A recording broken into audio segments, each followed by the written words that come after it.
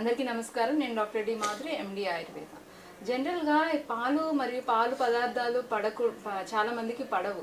So వాళ్ళకి ఏంటంటే కొంచెం ఎలర్జిక్గా ఉంటుంది. సో వాళ్ళు కాల్షియం కంటెంట్ ఉన్న ఫుడ్స్ ఏం తీసుకుంటే బెటర్గా ఉంటుంది, వాళ్ళ ఫుడ్లో ఎటువంటి కాల్షియం కంటెంట్ ఉన్న ఫుడ్స్ తీసుకోవాలి అనే దాని గురించి ఎక్స్ప్లెయిన్ చేస్తాను.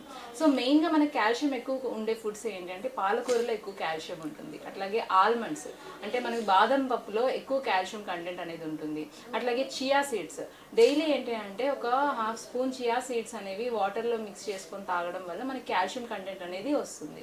అట్లాగే బీన్స్లో కాల్షియం కంటెంట్ ఎక్కువ ఉంటుంది, అట్లాగే చీజ్లోని, అట్లాగే డైలీ బాయిల్డ్ ఎగ్ అనేది ఒకటి తీసుకుంటే కనుక కాల్షియం కంటెంట్ అనేది మన బాడీకి సరిపడగా వస్తుంది. అట్లాగే తీసుకున్న ఫుడ్లో ఎక్కువగా లీఫీ వెజిటేబుల్స్ తీసుకోవడము.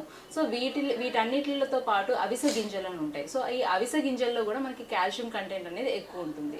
సో ఈ ఫుడ్స్ అనేవి మిల్క్ ప్రోడక్ట్స్ పడని వాళ్ళు కొంచెం ఇంప్లిమెంట్ చేసుకుంటే కనుక బాడీకి సరిపడా కాల్షియం కంటెంట్ అనేది దొరుకుతుంది. Thank you.